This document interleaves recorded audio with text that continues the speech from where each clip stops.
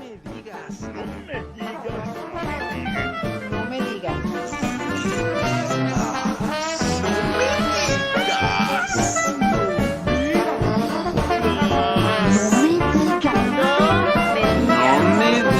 Café con sabor amargo. Señores, gracias por estar con nosotros en un programa más de Café con sabor amargo. Con el gusto de tener, porque ustedes lo pidieron, compañeros jubilados, pensionados, de trabajadores del Servicio de Estado y los activos que también nos han solicitado información. Le pedimos nuevamente aquí al abogado Edmundo Alcinas, expresidente del Tribunal de Trabajadores del Servicio de Estado, ex magistrado, y nos hizo el honor, el gusto de traer al compañero abogado Carlos Álvarez, especialista en defensa fiscal y administrativa, porque esta situación del ISSSTE, de esta mala jugada del ISSSTE, cada día es una bola de nieve que se le está revirtiendo más al gobierno. Cada día se revuelven más, licenciados, cada día, híjoles, no, en lugar de buscar una salida favorable, una salida que es simplemente la regamos, lo aceptamos, y se cometen errores cuando estás haciendo un trabajo, si tú eso quieres hacer un trabajo, sobre todo en administración, se reconoce y vamos para adelante. Pero al contrario, cada día, licenciado Edmundo, se revuelven más, y es por eso que le pedimos, y gracias por asistir nuevamente acá a este programa. Gracias por la invitación, Gerardo.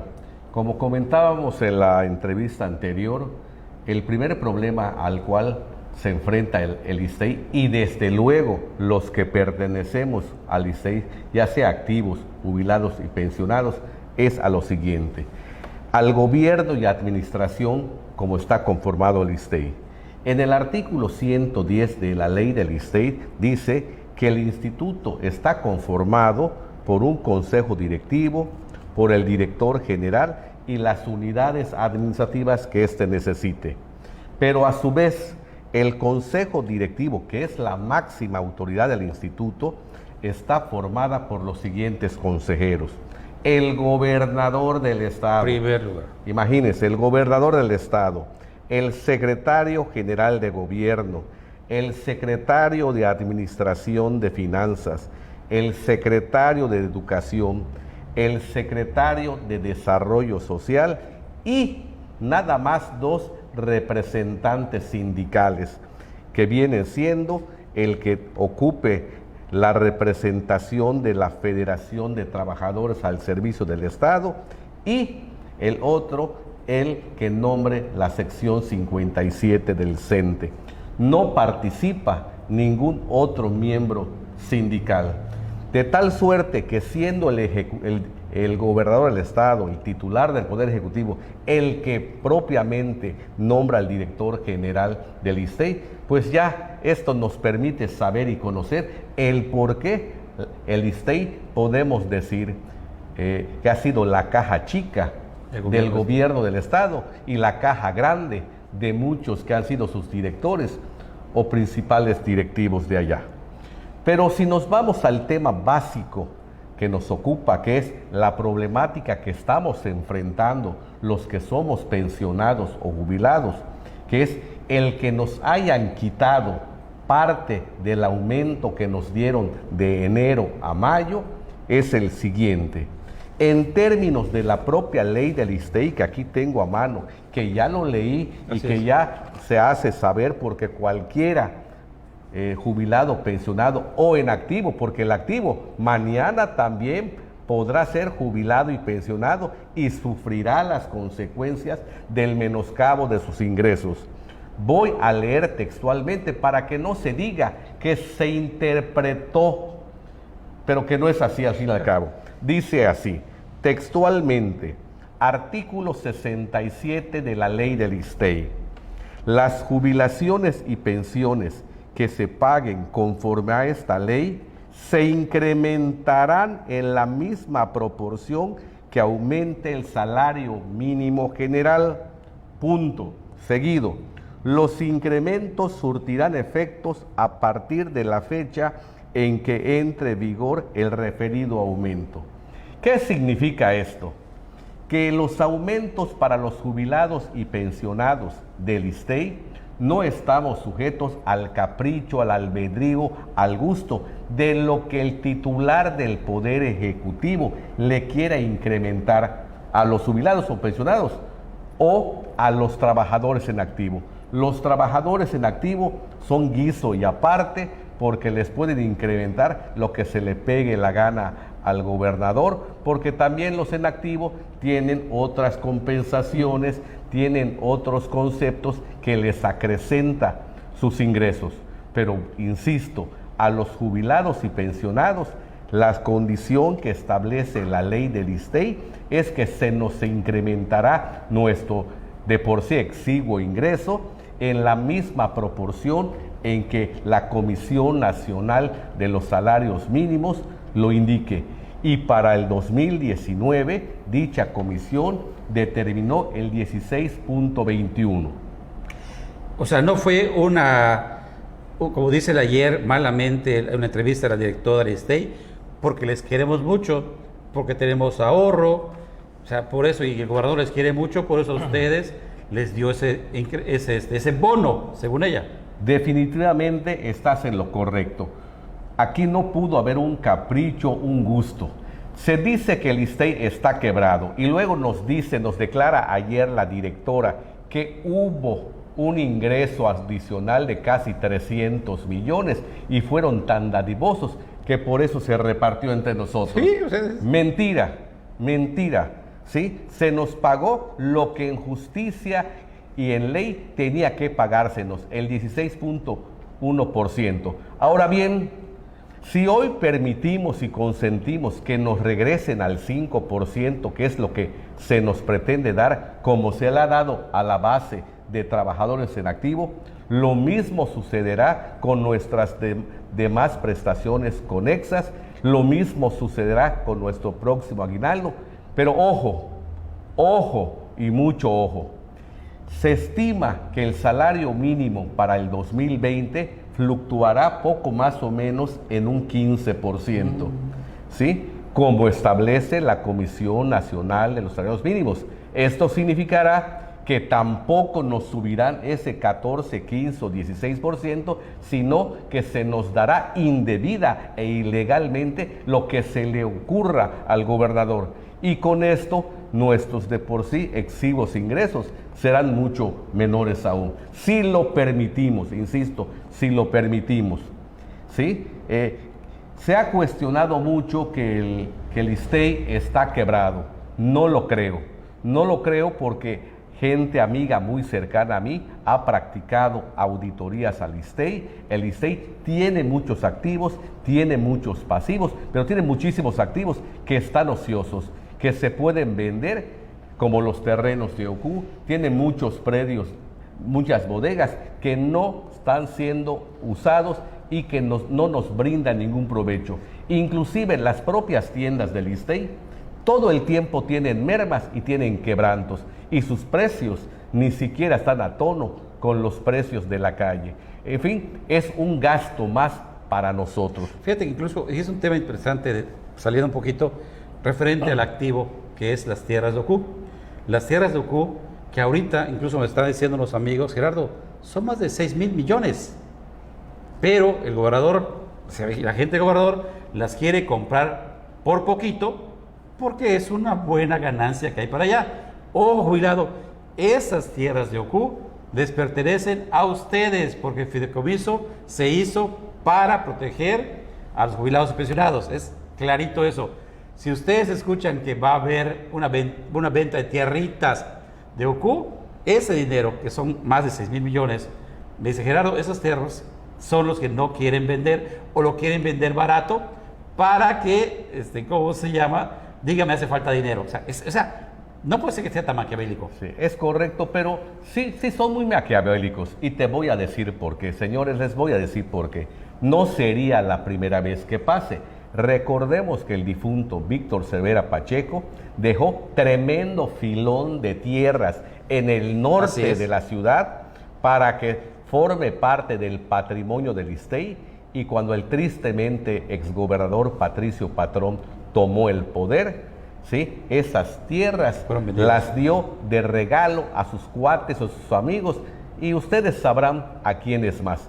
Entonces, esa es la nota que pudo haber generado para fortalecer eternamente las finanzas del ISSSTEI, se ilusorió entre los cuates y amigos del exgobernador Patricio Patrón. Y hoy, este gobierno, sin meterme en política, pero pues es panista también, ¿sí?, está siguiendo el mismo camino. Pero además, aquí lo interesante que decías, esto es la ley. La ley es clara, abogado, espérate. Por eso yo no entiendo cómo puedes tú, o qué manejo, no sé, fiscal, abogado, ¿qué sea? Dices, oye, ¿te puedo quitar así a lo que nada más? Pues bien, gracias por la invitación. Yo coincido abiertamente con el licenciado Alsina, con la postura que, el análisis jurídico que ha venido dando del tema de los pensionados del ISSSTEI. Creo que es un desacierto del instituto la forma en que están llevando a cabo el pago de estos recibos con un descuento disfrazado de algo que consideramos nosotros ilegal, ¿no? Hay que hacer una precisión en este punto.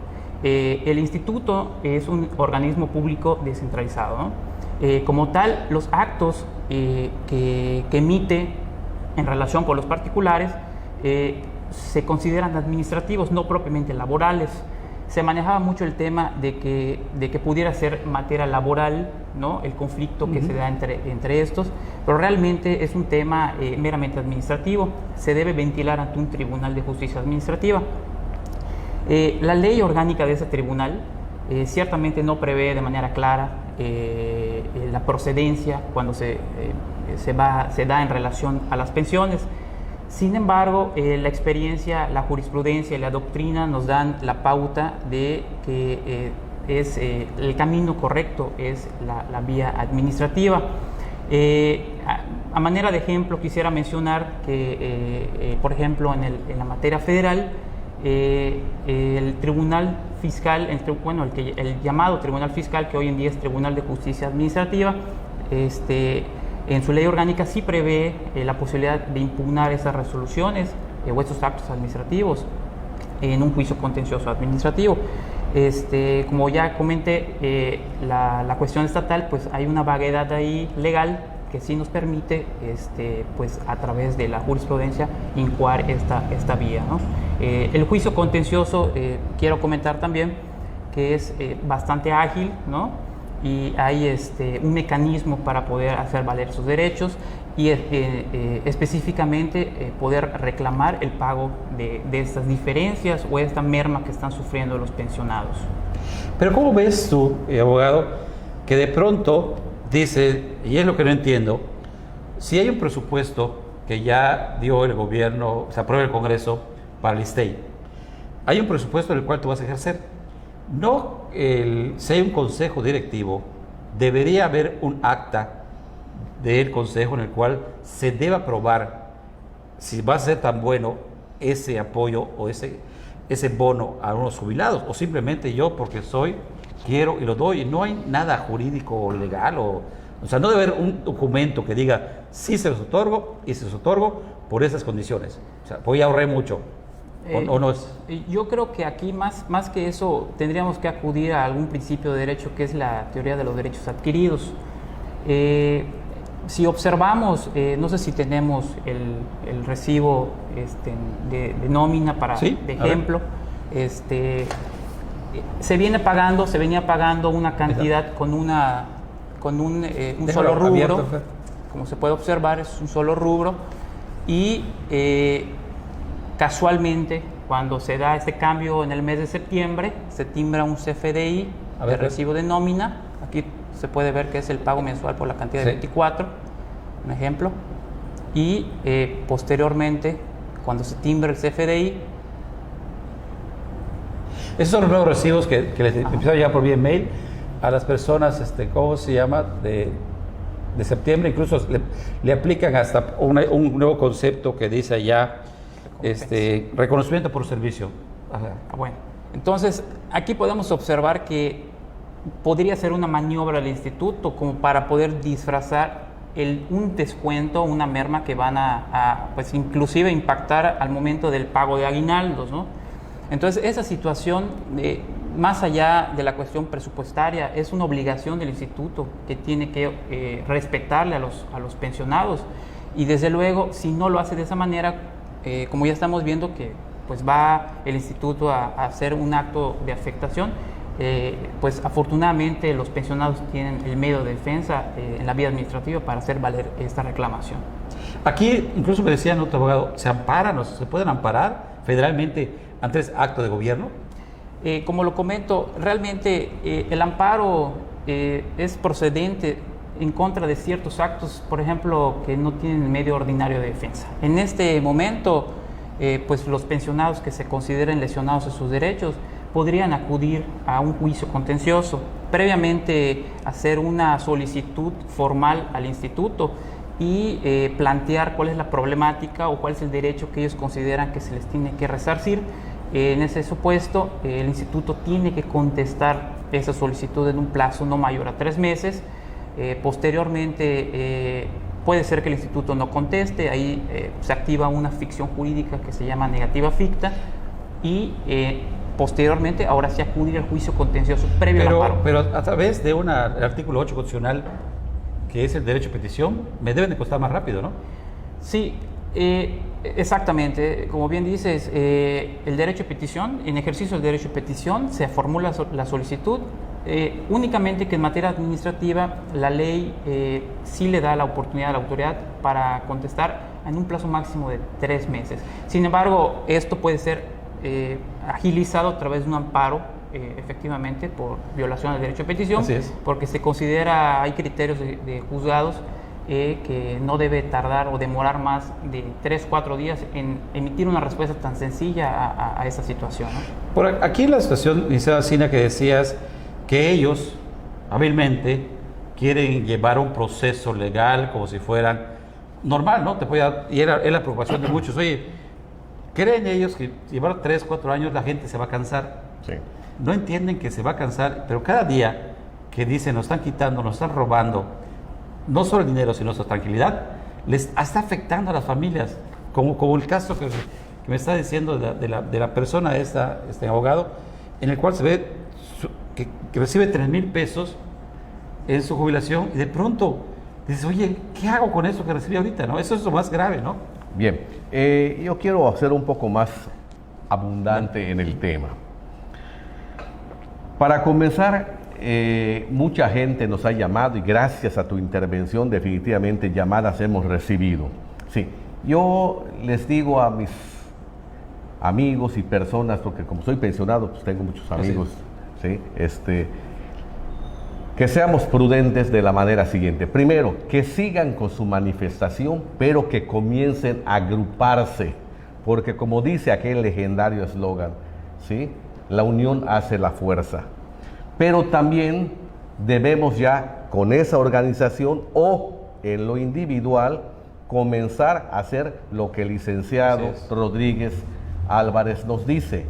Hay que hacer la petición al ISSSTEI para que nos informe, si es que nos quiere informar, el por qué me está pagando, descontando o lo que quiera, pero que me conteste. Y el amparo, como ya acertadamente dijo el licenciado Carlos Rodríguez, es únicamente para que la autoridad, en este caso el ISSSTEI, nos diga el motivo, no para entrar al fondo del asunto. Si de lo que nos conteste el ISSSTEI es otra mamarrachada, como lo que viene haciendo en declaraciones, ya entonces, en definitiva, hay que seguir un juicio contencioso, ¿sí? Y aquí yo recomendaría al licenciado Carlos Rodríguez, que es experto en la materia, es más, en el Tribunal de Justicia lo conocen de punta a punta, porque allá vive materialmente, porque sería la única forma, compañeros y compañeras, de a la postre recuperar todo aquello que nos dejen de pagar este año, en el aguinaldo de este año y de lo que viene, y desafortunadamente nuestro grupo de amigos jubilados y pensionados, hay mucha gente ya de edad avanzada, ese es el problema. ¿sí? Que entonces quizá no alcancen, la vida no les permita ver que les van a pagar lo que por derecho les corresponde, pero entonces sus viudas, o ¿Van a viudos recibir ese beneficio? tendrían ese beneficio. En síntesis, yo creo que les asiste definitivamente el derecho, ¿sí?, a demandar lo que por ley les corresponde. Aquí no hay gratuidad, aquí no hay que el instituto les sobró dinero. Si les sobró dinero, pues no está quebrado. Y que como les sobró dinero, fue tan gentil, tan amable, que nos regaló parte de ello. Definitivamente no, por una parte. Por otra, ¿sí?, se habla, se cacarea que los diputados van o ya pusieron denuncias en contra de los antecesores directores, etcétera, etcétera. Ya sea la anterior o la actual, ¿sí?, dice la ley del ISTEI que el titular del Ejecutivo o su secretario de Finanzas, aquí está la ley, no sé si, ¿sí?, dice que tiene 30 días el Ejecutivo para hacer llegar nuestros descuentos, hablo de los activos, al ISTEI, y si no lo hace en ese periodo, tendrá una mora del 1.5% mensual. ¿Por qué la directora actual o el anterior o los anteriores no reclamaron la puntualidad en el pago de nuestras retenciones? Hay colusión, ¿sí?, hay intereses creados, desde luego que los hay. Entonces, si no cambia el organigrama del instituto, esto nunca va a mejorar. También me causa desconcierto que los dos dirigentes sindicales, tanto del Sindicato de Trabajadores al Servicio del Estado y de instituciones descentralizadas, como el del CENTE, hasta hoy no hayan agrupado a sus jubilados y pensionados para entrarle a la lucha. Y bien que recibieron y reciben descuentos, entonces ¿qué? ¿Hay liderazgo o hay intereses ocultos detrás de ellos? Sí, lo que hemos dicho, ¿no? No es posible que el secretario o el delegado de la sección 57 del CENTE, que es de los maestros, y Hervis, y lo he dicho claro, que siempre es service, porque sirve nada más al amo, incluso han querido bloquear las manifestaciones, iniciado. O sea, oye, estás para servir, no para seguir sirviéndote. Y son una verdadera vergüenza los dos como dirigentes, ¿no? Y lo peor es eso, que van a afectar a los activos que están a pronto ya el próximo año de jubilarse. Sí. Es lo que está pasando. Bien, haciendo ligeramente un ladito, pero con vinculación a lo que estamos platicando de las pensiones y jubilaciones, existe una legislación que es la Ley de Responsabilidades Administrativas del Estado de Yucatán, donde, entre otras cosas, en su artículo 51, capítulo de las faltas administrativas de los servidores públicos, establece cuáles son las faltas graves y más adelante establece cuáles son las faltas no graves. Y dentro de los incisos que este numeral 51 menciona, pues nos habla de una serie de situaciones a las cuales debe de ajustarse el director o directora del ISTEI, ¿sí? Y creo que en la especie, en la realidad, la actual directora ya violentó varios de estos artículos y debería de oficio la Contraloría del Estado y los diputados, que prácticamente los tenemos de adorno, pedir el cumplimiento de esta normativa. Escuchaba ayer que nuestro buen amigo, el ingeniero David Alpizar, comentaba de 2 o 3 organismos que serían los que propiamente deben de intervenir. Voy a ser más concreto en ellos, porque quizá en alguno no, por no ser su especialidad, no encajó. Sí, el órgano fiscalizador del ISTEI no es otro más que la Contraloría General del Estado. Wow. Porque la Contraloría General del Estado, para efectos de investigación, análisis, seguimiento, auditoría, etcétera, está dividida en 2 áreas. Para entes centralizados, que se llaman centralizados, a los que son secretarías, como la Secretaría General de Gobierno, etcétera, y los no centralizados o descentralizados, como el ISTEI.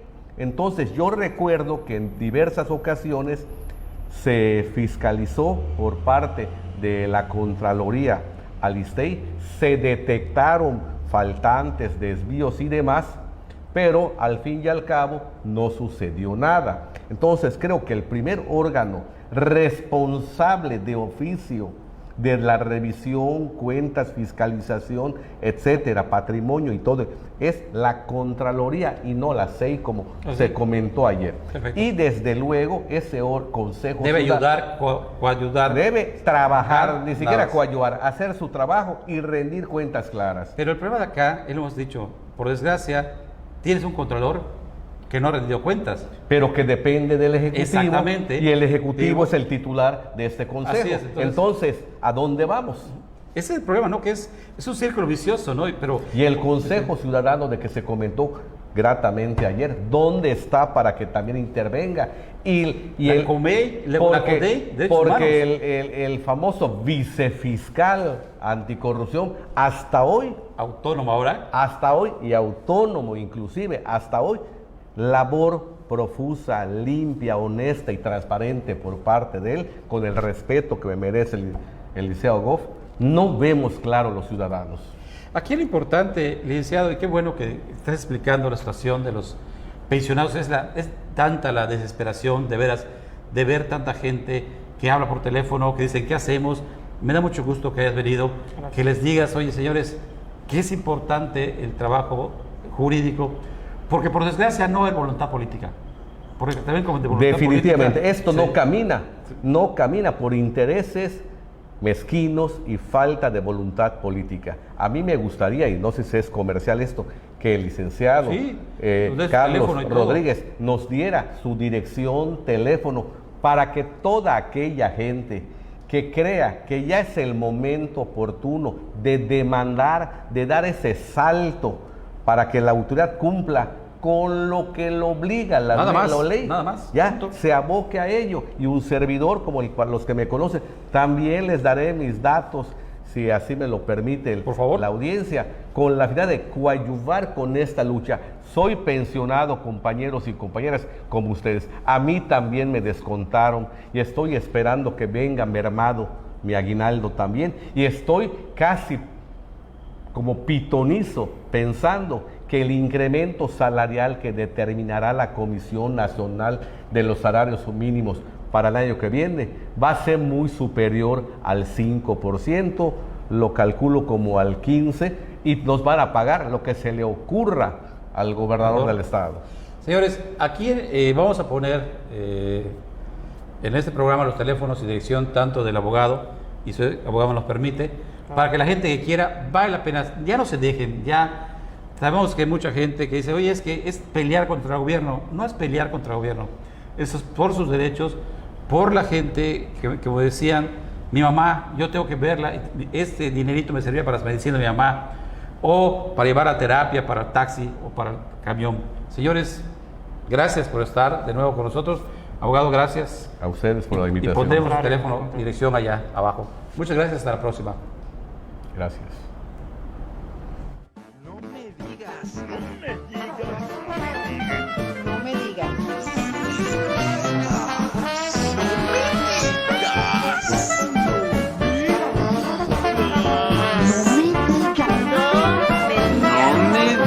Café con sabor amargo.